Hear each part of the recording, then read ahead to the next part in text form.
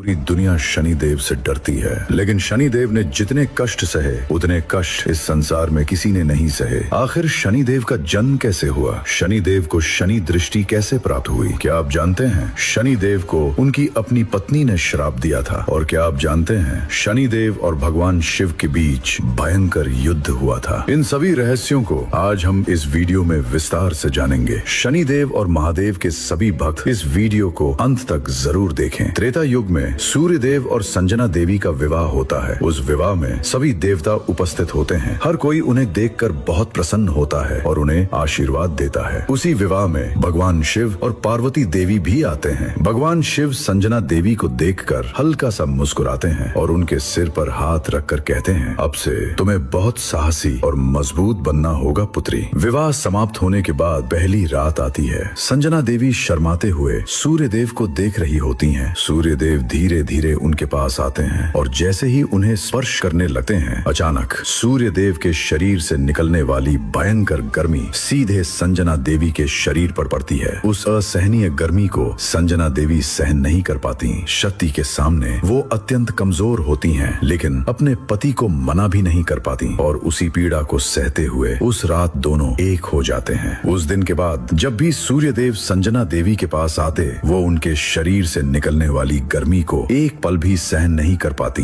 लेकिन वो ये बात कभी सूर्यदेव को नहीं बताती। अपने दर्द को वो अकेले ही सहती रहती हैं। कुछ महीनों बाद संजना देवी गर्भवती हो जाती हैं और समय आने पर उन्हें 3 संतानें जन्म लेती हैं। पहले पुत्र यम धर्मराज, दूसरे वैवस्वत मनु और अंत में यमुना देवी। सूर्यदेव अपने बच्चों को देखकर अत्यंत प्रसन्न हो जाते हैं, लेकिन अब भी संजना देवी सूर्यदेव की गर्मी सहन नहीं कर पा रही थी। वो भीतर ही भीतर असंख्य कष्ट झेल रही थी। एक दिन वो एक निर्णय लेती हैं, अगर मैं भी तपस्या करके अपने पति के समान शक्तिशाली बन जाऊं तो मैं भी अपने पति को सुख दे पाऊंगी। अगर मैं तपस्या करने चली गई तो इन छोटे बच्चों का ध्यान कौन रखेगा और मेरे पति की सेवा कौन करेगा? ये सोचकर वो एक बड़ा निर्णय लेती हैं। अपनी शक्ति से वो अपनी ही परछाई से एक स्त्री को उत्पन्न करती हैं। वो स्त्री बिल्कुल संजना देवी जैसी दिखाई देती है। संजना देवी उसका नाम छाया रखती हैं। फिर वो छाया देवी से कहती हैं, आज से तुम मेरी जगह सूर्यदेव की पत्नी बनकर रहोगी, मेरे बच्चों का ध्यान रखोगी और सूर्यदेव की सेवा करोगी। उन्हें किसी चीज की कमी नहीं होनी चाहिए और ध्यान रखना, मेरे तपस्या करने जाने की बात तुम सूर्यदेव को कभी नहीं बताओगी। ऐसा कहकर संजना देवी भूलोक में जाकर महादेव की कठोर तपस्या करने लगती हैं। उस दिन से छाया देवी सूर्यदेव की पत्नी बनकर रहने लगती हैं। वो बच्चों का ध्यान रखती हैं और सूर्यदेव के साथ प्रेम से व्यवहार करती हैं। धीरे धीरे वो उस परिवार का हिस्सा बन जाती हैं। लेकिन कुछ समय बाद उनके मन में भी एक इच्छा जन्म लेती है, अगर मेरे पास भी संजना देवी जैसा असली शरीर होता तो मैं भी सूर्यदेव से और अधिक प्रेम कर पाती।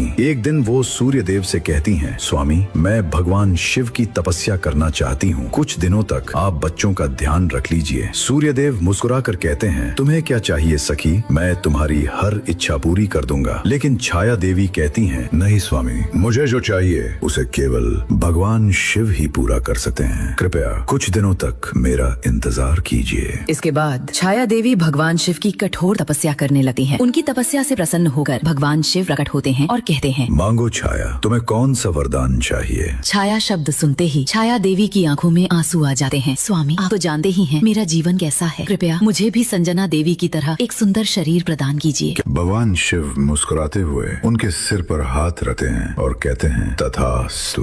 तपस्या समाप्त करके जब छाया देवी वापस सूर्यदेव के पास आती हैं, तो सूर्यदेव उन्हें देखते ही मोहित हो जाते हैं। वो तुरंत उनके पास आते हैं और कहते हैं, सखी, आज तुम पहले से भी अधिक सुंदर लग रही हो। अगर तुम्हें स्वीकार हो तो क्या आज हम एक हो सकते हैं? छाया देवी शर्माते हुए हाँ कह देती हैं और उस दिन दोनों एक हो जाते हैं। उनके मिलन से छाया देवी गर्भवती हो जाती हैं। समय बीतता है और उनके प्रसव के समय पूरा संसार अंधकार में डूब जाता है। चारों ओर तूफान, बारिश और भयंकर कंपन शुरू हो जाता है। सूर्यदेव बहुत उत्सुकता से अपने पुत्र की प्रतीक्षा कर रहे होते हैं। कुछ समय बाद छाया देवी एक पुत्र को जन्म देती हैं। वो थे शनिदेव। शनिदेव पूरी तरह काले वर्ण के थे। उनके शरीर से एक रहस्यमयी काली आभा निकल रही थी। ऐसा लग रहा था मानो उनके साथ दुर्भाग्य स्वयं जन्म लेकर आया हो। छाया देवी नवजात शनिदेव को गोद में लेकर खुश खुशी से सूर्य देव के पास जाती हैं। स्वामी देखिए हमारा प्यारा पुत्र। लेकिन जैसे ही सूर्य देव शनि देव को देखते हैं वो क्रोध से पागल हो उठते हैं। सूर्य देव स्वयं अत्यंत तेजस्वी और गौर वर्ण के थे, लेकिन शनि देव पूर्णतः काले थे। उनमें सूर्य देव का तेज बिल्कुल दिखाई नहीं दे रहा था। तभी सूर्य देव क्रोध से कांपते हुए चिल्लाते हैं, ओ संजना देवी, ये कौन है? ये किसका पुत्र है? न इसमें मेरी कोई छवि है और न ही तुम्हारी। सच सच बताओ ये कौन है, वरना मैं अभी इसी क्षण इसे मार डालूंगा। संजना देवी, वो कौन है स्वामी?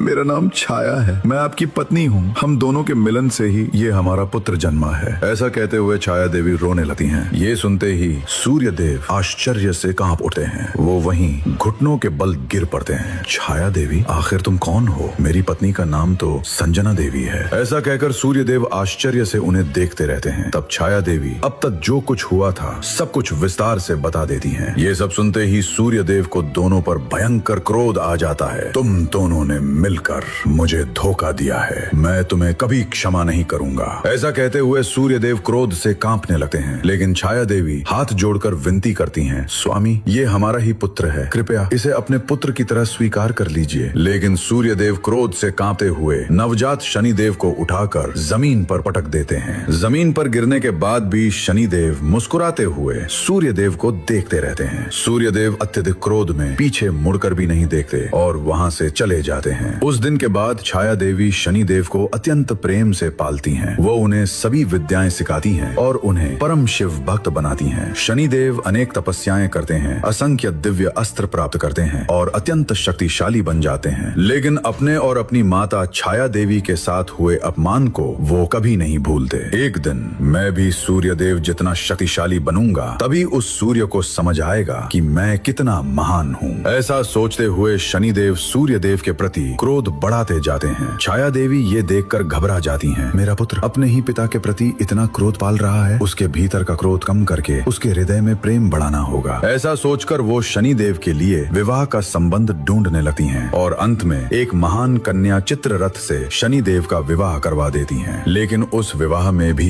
सूर्य देव बिल्कुल नहीं आते। उस विवाह के बाद धीरे धीरे शनि देव के भीतर का क्रोध कम होने लगता है और उनके भीतर प्रेम बढ़ने लगता है। शनि देव बहुत शांति से अपना जीवन बिताने लगते हैं। एक दिन चित्ररथ की तबीयत खराब हो जाती है और वो लेटी हुई होती हैं। उसी समय शनि देव स्नान करके भगवान शिव की तपस्या कर रहे होते हैं। तपस्या करते हुए शनि को देखकर, उनके दिव्य शरीर को देखकर चित्ररथ के मन में उनसे प्रेम करने की इच्छा जाती है। वो काम भावना में डूबकर कहती हैं, स्वामी एक बार मेरी ओर देखिए, मुझे अभी यहीं आपके साथ मिलन करना है, मुझे आपकी बहुत इच्छा हो रही है स्वामी। लेकिन शनि देव तपस्या में लीन थे, इसलिए वो आंखें खोले बिना उन्हें अनदेखा कर देते हैं। लेकिन चित्ररथ बार बार अपनी कामनाएं व्यक्त करती रहती हैं। बहुत देर तक भी जब शनि देव आंखें नहीं खोलते तो चित्ररथ को दुख होने लगता है। वो सोचने लगती हैं कि शनि देव ने उनका अपमान किया है। कुछ समय बाद वो दुख क्रोध में बदल जाता है। फिर वो क्रोध से चिल्लाती हैं, ओ शनि देव, मैंने अपना सारा संकोच छोड़कर तुमसे बार बार विनती की कि अपनी आंखें खोलो और मेरी ओर देखो, लेकिन तुमने एक बार भी मेरी ओर नहीं देखा। इसलिए आज से तुम जिस किसी को भी अपनी आंखों से देखोगे उसका जीवन नष्ट हो जाएगा और जो पीड़ा वे सहेंगे वही पीड़ा तुम्हें भी सहनी पड़ेगी। ऐसा कहकर वो शनि देव को श्राप दे देती हैं। लेकिन तब भी शनि देव अपनी आंखें नहीं खोलते। कुछ समय बाद शनि देव धीरे धीरे अपनी आंखें खोलते हैं और चित्ररथ के सामने जाकर सिर झुका लेते हैं। तुम्हें पता नहीं था देवी कि मैं तपस्या में लीन था। मैं तो